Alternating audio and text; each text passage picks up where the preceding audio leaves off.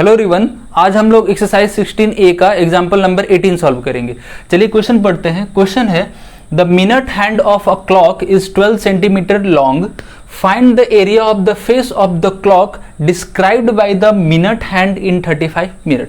ठीक है, ये भी एक तरह से क्या है, सर्कल का ही क्वेश्चन है। हम लोग पहले फिगर बनाएंगे, उसके बाद आगे सॉल्यूशन स्टार्ट करेंगे। ठीक है, तो पहले हमको क्वेश्चन पढ़ते ही ये समझ जाना चाहिए कि इस क्वेश्चन को अप्रोच कैसे करना है। ठीक है, अब जैसे समझे कोई भी घड़ी होता है तो घड़ी में क्या होता है 60 मिनट। अगर मिनट हैंड की बात किया तो 60 मिनट, तो यहाँ पर एक तरह से कहें तो 0 मिनट होता है। जैसे जैसे आगे बढ़ते हैं मिनट बढ़ता जाता है, और यहाँ पर जस्ट अपोजिट साइड 30 मिनट होता है।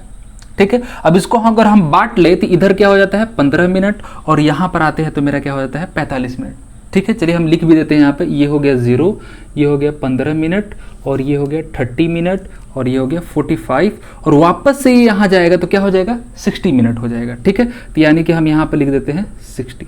ठीक है, अगर घूम के पूरा हम जाते हैं तो यहाँ पर क्या हो जाता है 60 मिनट हो जाएगा।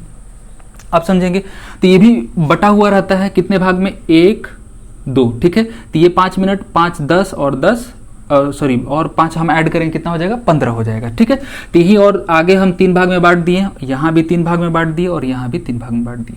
ठीक है, तो यानी कि ये जो बीच में दिख रहा है ये सब क्या है 5-5 मिनट का स्लॉट है। ठीक है, अब ये क्या कर रहा है 35 मिनट की बात कर रहा है। तो 35 मिनट देखिए एक्चुअली में कहाँ से स्टार्ट करना है इसकी बात नहीं किया है, टोटल टाइम 35 का बात कर रहा है। अगर हम यहाँ से स्टार्ट करते हैं तो 35 मिनट यहाँ पर जाएगा, अगर यहाँ से हम स्टार्ट करते हैं तो 35 मिनट यहाँ जाएगा। लेकिन हम क्या करते हैं 0 से ही स्टार्ट करते हैं यहाँ पे। अगर हम 0 से स्टार्ट करेंगे तो हमको 35 निकालना आसान हो जाएगा, 35 निकालना आसान हो जाएगा। ठीक है, तो यहाँ पर हम सेंटर लेते हैं।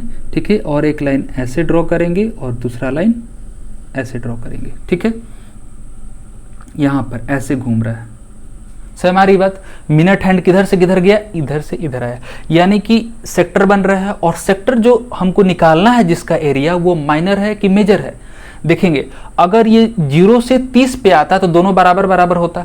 30 से थोड़ा सा और आगे बढ़ गया है तो ये वाला क्या हो गया मेजर सेक्टर हो गया, और ये वाला माइनर। तो हमें क्या निकालना है, मेजर वाला ही निकालना है। ठीक है, तो उसके लिए हमको यहाँ का एंगल मालूम होना जरूरी है, यहाँ का एंगल मालूम होना जरूरी है। ठीक है, उसके बाद हम कैलकुलेट कर पाएंगे, क्योंकि क्वेश्चन में पहले से रेडियस दिया हुआ है, यानी कि मिनट हैंड का जो लेंथ है 12 सेंटीमीटर, यही तो क्या है रेडियस है। ठीक है, तो हम यहाँ पर r इज इक्वल टू हम लिख देते हैं 12 centimetre, r is equal to 12 centimetre. ठीक है, तो क्वेश्चन में कभी भी जो चीज दिया होता है हम लोग उसको पहले लिख लेते हैं। तो गिवन क्या है, given length of minute hand. ठीक है, जिसको कि यहां पर हम रेडियस भी बोल सकते हैं। इस कंडीशन में ये रेडियस की तरह बिहेव कर रहा है। तो ये कितना हो गया 12 सेंटीमीटर। ठीक है, अब समझेंगे हम, देखेंगे 60 मिनट में ये पूरा एंगल कितना बना रहा है 360 डिग्री। तो यहां पर लिखेंगे एंगल सबटेंडेड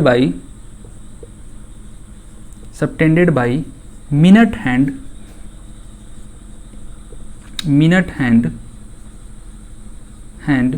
इन 60 मिनट कितना होगा 360 डिग्री। ठीक है, 60 मिनट में कितना पूरा एंगल बनाएगा 360 डिग्री।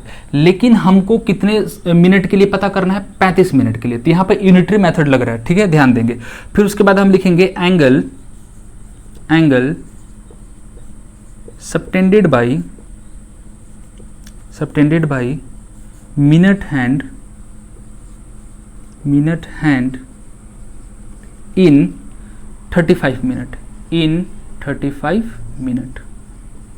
वो कितना हो जाएगा, सबसे पहले हम क्या करेंगे 1 मिनट का निकालते हैं। तो 1 मिनट के लिए हम क्या करेंगे 360 को हम 60 से डिवाइड कर देंगे तो वो 1 मिनट का निकलेगा। 1 मिनट के बाद निकालने के बाद उसमें हम 35 से मल्टीप्लाई करते हैं।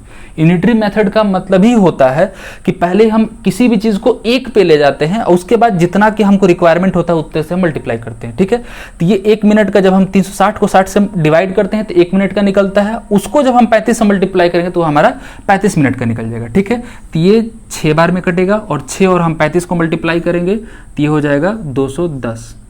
ठीक है, और ये क्या आया एंगल आया डिग्री 210 डिग्री, यानी कि ये जो एंगल बन रहा है ये कितना का बन रहा है 210 डिग्री का। ठीक है, एंगल मिल गया, उसके बाद तो एरिया निकालना हमारा आसान हो गया। ठीक है, चलिए तो यही यानी कि जो हम एरिया लगाएंगे, फॉर्मूला लगाएंगे एरिया ऑफ सेक्टर में, तो वो वहां पर जो थीटा होता है उस जगह पर हम क्या रखेंगे, 210 रखेंगे। ठीक है, इसलिए हम यहाँ पर थीटा इज इक्वल टू, ठीक है, यहाँ पर हम लिख सकते हैं theta is equal to 210 degree. ठीक है, अब लगाएंगे हम फॉर्मूला एरिया ऑफ सेक्टर। ठीक है, तो area swept by minute hand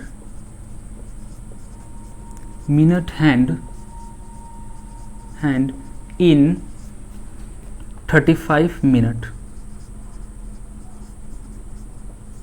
ठीक है, अब इसके लिए कुछ नहीं करना, डायरेक्ट फॉर्मूला लगाएंगे, क्या होता है, pi r square into theta by 360। ठीक है, पाई का वैल्यू रख देंगे, रेडियस पहले से 12 दिया हुआ है, थीटा भी हम निकाल चुके हैं, इसी के लिए हम आगे का यहाँ का कैलकुलेशन किए हैं, नहीं तो डायरेक्ट हो जाता है। ठीक है, थीटा का वैल्यू रखेंगे, उसके बाद कैलकुलेट करेंगे, हमारा आंसर आ जाएगा। ठीक है, यहाँ तक पॉज करके नोट करिए, उसके बाद आगे कैलकुलेशन हम आगे करते हैं। चलिए अब आगे हम फॉर्मूला में वैल्यू सब्स्टिट्यूट करेंगे, वहाँ का कैलकुलेशन हम आगे कर रहे हैं। पाई का वैल्यू कितना होगा, 22/7, रेडियस कितना है, 12 इंटू 12, आर स्क्वायर है ना। ठीक है, थीटा का वैल्यू हम यहाँ निकाल चुके हैं 210 और नीचे हो जाएगा 360। ठीक है, यहाँ से 0 और 0 कैंसिल हो जाएगा, 12 से ये 3 बार में, ठीक है, 7 से ये कटेगा 3 बार में, 3 और 3 यहाँ से कैंसिल, मेरा बच क्या गया 22 और 12। ठीक है, इन दोनों को हम मल्टीप्लाई करेंगे 22 और 12, तो ये हो जाएगा 4 4 2 2। ठीक है, 462, यानी कि दोनों को मल्टीप्लाई करने ये 264 सेंटीमीटर स्क्वायर हो गया। ये हमारा आंसर हो गया। तो एक्चुअल में देखिए, इस चैप्टर में कोई भी क्वेश्चन आता है तो डायरेक्ट सब कुछ दे के एरिया नहीं पूछेगा, क्योंकि अगर सब कुछ दे के एरिया पूछता है तो हम क्या करेंगे, डायरेक्टली वैल्यू सब्स्टिट्यूट कर देंगे, हमारा आंसर आ जाएगा, फिर तो क्वेश्चन काफी छोटा हो जाएगा। तो कुछ भी करके कुछ ऐसा करेगा कि या तो थीटा को हमको फाइंड करने में थोड़ा प्रोसेस लगाना पड़ेगा, या फिर रेडियस को निकालने में। ठीक है, कुछ ना कुछ हमको निकालना पड़ेगा, तभी जाके हम डायरेक्ट यहाँ पर फॉर्मूला पे आ पाएंगे। अगर डायरेक्ट दे दिया तो बहुत छोटा क्वेश्चन हो जाएगा। तो हमेशा हमको इस प्रोसेस पे ध्यान देना है कि किसी भी वैल्यू को अगर हमको निकालना है तो कैसे निकालना होगा। वहां पर सर्कल का, या फिर हो सकता है कहीं क्या कहते हैं, क्वाड्रिलेटरल, पैरेललोग्राम, कुछ भी आ सकता है। ठीक है, तो सारा फिगर जो भी हम लोग पढ़ते हैं, क्वाड्रिलेटरल हो या फिर सर्कल हो, सबका प्रॉपर्टी हमको मालूम होना चाहिए। ठीक है, तो उम्मीद है ये पूरा क्वेश्चन समझ में आया होगा। अगर कहीं भी कोई दिक्कत होता है आप उसे कमेंट जरूर करिए। ठीक है, चलिए तब तक इतना ही, मिलते हैं नेक्स्ट वीडियो में नए क्वेश्चन के साथ। Thank you.